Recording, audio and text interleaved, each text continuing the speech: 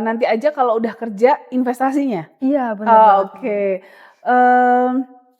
Saya mau cerita singkat tentang investasi saya yang saya mulai, sejak saya kuliah. Kalau di Jogja bicara sampah itu menjadi darurat sampah sudah beberapa waktu yang lalu kan, banyak rumah tangga yang sampahnya tidak teratasi sampai sekarang. Kalau anak kampus duitnya pas-pasan nih Bu, gimana sih cara tetap ikut kontribusi di green finance itu sendiri? Duitnya pas-pasan, yakin?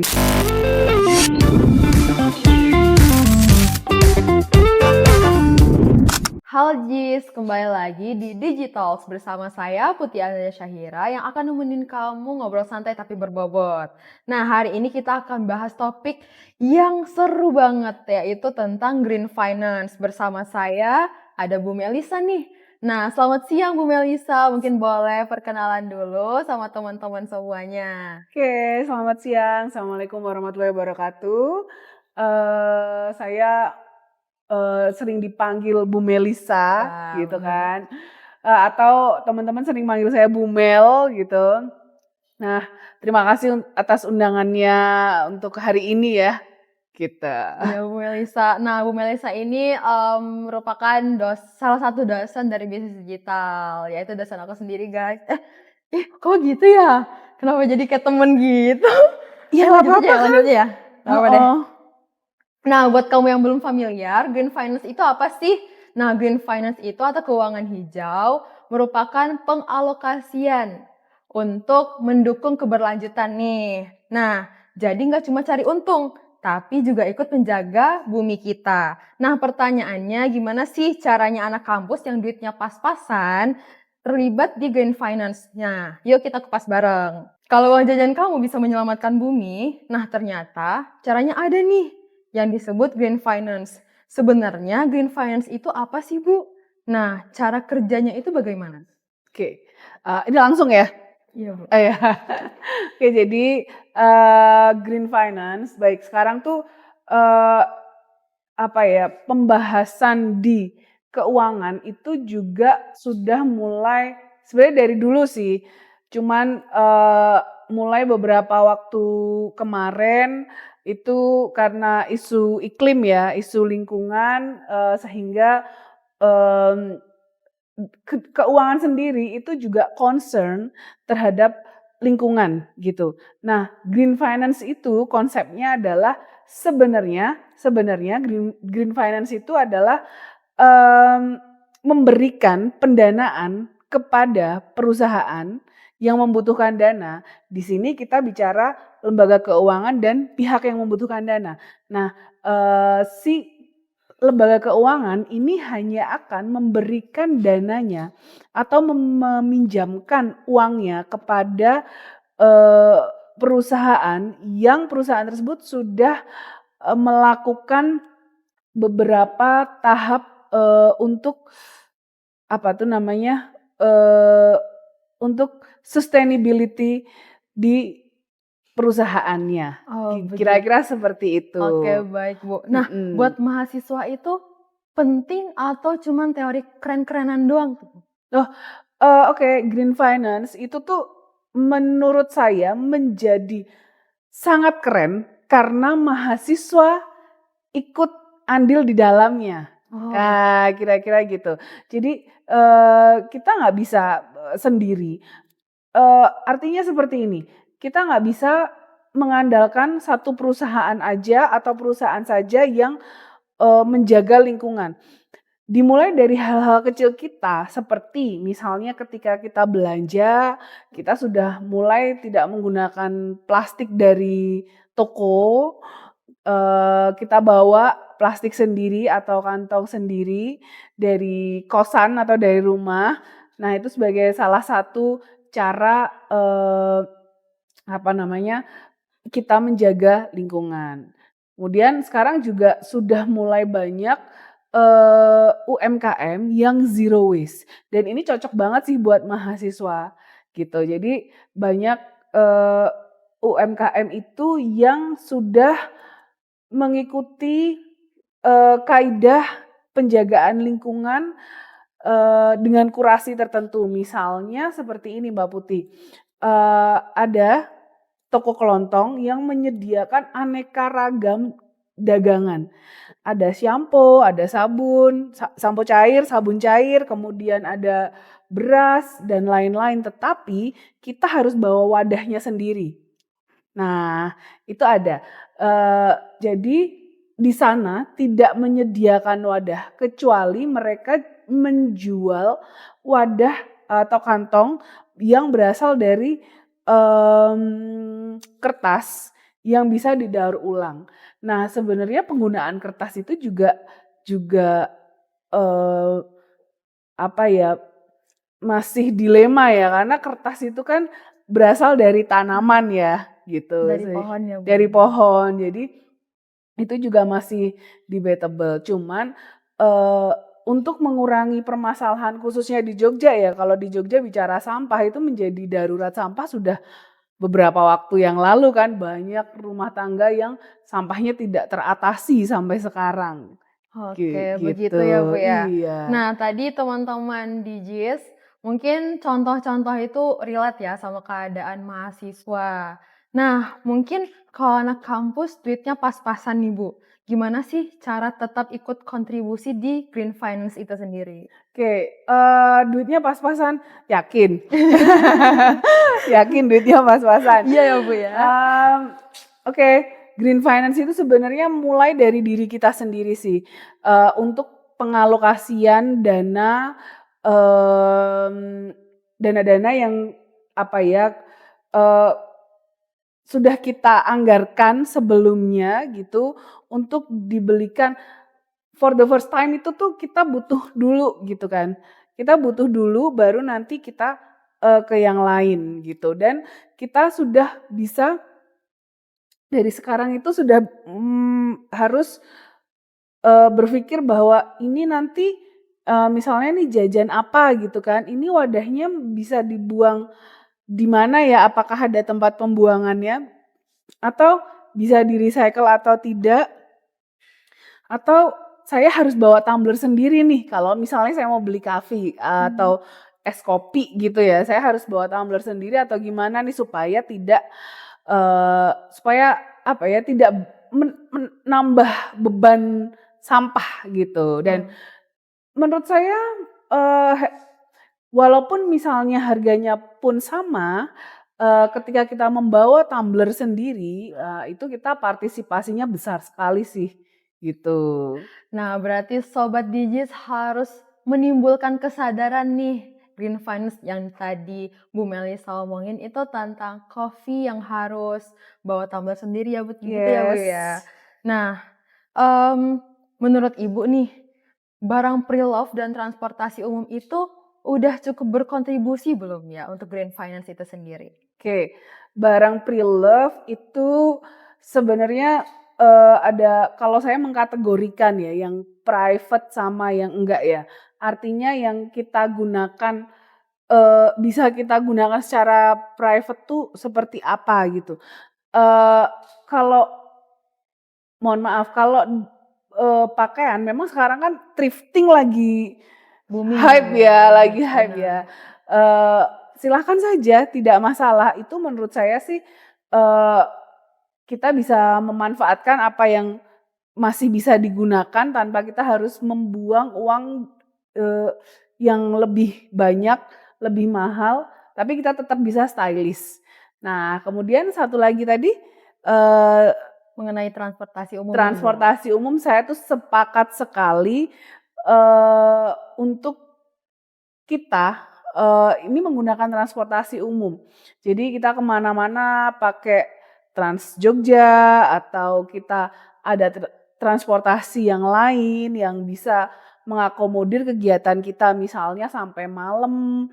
Paling tidak itu kita tidak menambah-nambah macet dan mencemari Lingkungan. udara Benar gitu benar. kan ya. Dan yang pasti, kalau kita pakai transportasi umum tuh nyaman karena kita nggak capek kan, nggak stres, sepaneng di Macetnya. jalan, iya Oke, betul. baik, Bu. Nah, Mhm. misalnya nih Sobat Digi pengen investasi atau nabung, ada nggak platform yang aman untuk Sobat Digis, Bu? Oke, platform yang aman itu adalah platform yang diawasi oleh OJK gitu. Jadi apapun platformnya, eee, di kalian download apakah berbayar ataukah free, apabila itu di bawah pengawasan OJK yang ada di webnya OJK, pasti aman, insya Allah aman, insya Allah, apa namanya, masih terawasi oleh OJK. Permasalahannya adalah sekarang itu banyak, platform-platform yang tidak berada di bawah naungan OJK gitu atau liar ya, Oh, iya gitu ya. begitu Itu ya, Bu? tidak bisa dipertanggungjawabkan, kita juga nggak bisa menuntut apapun gitu. Nah, buat Sobat Digis nih harus hati-hati. Yang diomongin sama Bu Melisa tadi harus diawasi oleh OJK ya Ibu ya. Betul. Nah, kebanyakan nih mahasiswa itu mikir, nanti aja deh kalau udah kerja gitu Bu. Nah, gimana sih cara ubah mindset Sobat Digis nih terutama Bu? Oke, nanti aja kalau udah kerja investasinya? Iya bener Oh, banget Bu. oke.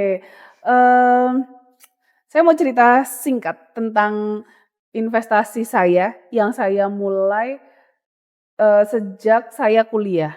Jadi pada saat itu saya mengambil master degree, ada salah satu PR, kebetulan pada saat itu, dosen saya adalah, Bapak Hasan Zain, yaitu kepala, Bapepam atau Badan Pengawas Pasar Modal. Nah, pada saat itu kita ada PR yang kita harus transaksi, eee, dan minimal deposit itu lima 5.000.000, 5.000.000 atau 10.000.000 saya lupa. Yang pasti itu saya join sama teman saya, jadi satu akun berdua. Jadi kita ngerjainnya bareng. Nah, eee Eee, ujiannya itu adalah hasil dari portofolio kita. Gimana portofolio kita naik atau tidak, kenapa, kita berinvestasi pada A, B, C, D ini gitu kan, keputusannya apa gitu, analisanya apa. Nah dari situ saya, eee, udah mulai nih karena nanggung gitu kan, udah mulai jadi, oh ternyata bisa buat jajan, oh ternyata bisa buat A, B, C, D gitu kan. Nah, pada pada di pengalaman saya pribadi, eee, ada beberapa event besar dalam hidup saya yang dibiayai oleh saham-saham tersebut. Nah gitu, jadi, itu saya mulai sebelum kerja gitu. Jadi, memang sekarang konsepnya adalah, kalau mulai dari kuliah itu bukan yang kita langsung investasi gede-gedean, tidak, tapi konsepnya adalah konsep nabung, nabung saham gitu untuk memulai investasi. Tapi itu juga nanti harus disesuaikan dengan profil resikonya. Misalnya Mbak Putih ternyata, eee, profil resikonya rendah, ya jangan di saham, nanti pilih ke yang lain gitu, yang lebih aman gitu. Oke, baik. Nah, Sobat Diji, berkaca dari pengalaman Bu Melisa, mungkin boleh nih dicicil dari sekarang, buat nabung dulu pastinya. Nah, Bu Melisa, Iya. apa sih hambatan terbesar untuk mahasiswa nih, terutama di Green Finance itu sendiri? Hambatan terbesar untuk mahasiswa ya?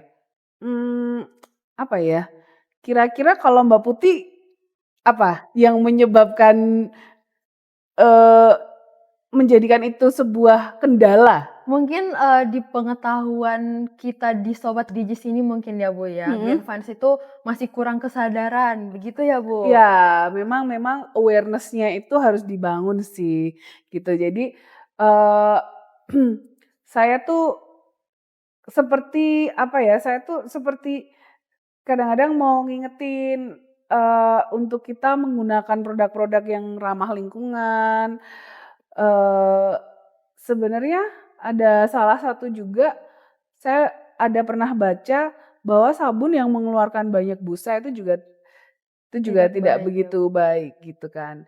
Nah, tapi kita kan nggak mantep ya kalau nggak sampai busanya banyak gitu. Jadi, mmm, pengetahuan itu memang harus selalu di-upgrade gitu ya. Eee, Banyak ketika kita bicara satu hal dan itu banyak manfaatnya buat kita, maka kita harus gali lebih dalam, termasuk permasalahan sustainability baik di perusahaan ataupun tingkat negara. Permasalahan yang ada di Jogja saat ini saja itu sudah membuat, apa ya, pusing ya, karena sampah tidak terkelola dengan baik gitu kan, belum terkelola dengan baik. Juga, eee, mungkin hal ini juga berasal dari rumah tangga yang enggan memilahkan sampah-sampahnya. Nah gitu. Nah, buat anak kos ini memang sedikit agak tricky atau, lebih dibilang sulit sih enggak gitu, cuman memang nggak, apa ya, memang kurang kurang bukan kurang pas, tapi seperti gini contohnya, saya memilah sampah di rumah saya, antara sampah yang tidak bisa diurai dengan sampah yang bisa diurai. Nah, sampah yang bisa diurai saya jadikan kompos karena saya ada tempat. Nah, ini menjadi, menjadi sangat apa ya, challenging bagi teman-teman yang kos nih. Kalau misalnya ibu kos tidak menyediakan, tempat pemilahan, kita juga mau buangnya seperti apa? Apakah, sampah-sampah yang dari dapur itu atau yang kita makan, sisa-sisa makanan itu bisa kita buang di tempat tertentu, mereka juga belum belum pasti menyediakan gitu. Tapi memang kita bisa mulai, dari dalam diri kita, terkait dengan tadi saya katakan, mulai sekarang, eee, berusaha, ke mana-mana bawa shopping bag gitu, supaya kalau kita beli-beli itu nggak apa ya, nggak pakai kantong plastik dari sana atau kita nggak harus beli lagi. Kemudian yang kedua, bawa tumbler ke mana-mana just in case kita mau beli sesuatu, minuman gitu, dan pakai tumbler itu kan lebih awet ya, yang panas juga lebih awet, yang es juga lebih awet gitu Mbak Putih. Oke, baik, Bu. Nah, Sobat Digis, mungkin tadi Bu Melisa udah menjawab apa sih yang pertama yang akan dilakukan untuk membangun kesadaran. Yang pertama itu harus membawa paper bag ya, Bu, ya. Bener. Yes. Nah, selanjutnya mungkin kita boleh nih, bawa tumbler kemana-mana. Tadi juga kalau misalnya untuk tumbler kan lebih mudah ya, Bu, Iya. ya. Nah, mungkin dari obrolan sekarang kita paham bahwa green finance bukan cuma untuk investor besar atau perusahaan besar, mahasiswa juga bisa menjalankan Bisa, green finance ya, Ibu, bisa ya. Nah, banget. pilih produk yang ramah lingkungan, hemat energi, dan dukung green finance ini. Karena setiap rupiah yang kita berikan itu bisa meminimalisir ya, Bu. Betul betul. Mulai dari sekarang, coba cek duit yang disimpan, habisnya itu kemana. Nah, pilih yang nggak cuma bikin saldo aman nih teman-teman, tapi juga bikin bumi nyaman. Nah, karena setiap rupiah yang kita keluarkan ya Bu ya, Yes. itu suara untuk di masa depan. Oke, Betul. terima kasih teman-teman semuanya. Mungkin terima kasih buat Bu Melisa udah Sama-sama. terima kasih. Oke, untuk selanjutnya jangan lupa like, comment, and subscribe. Bye.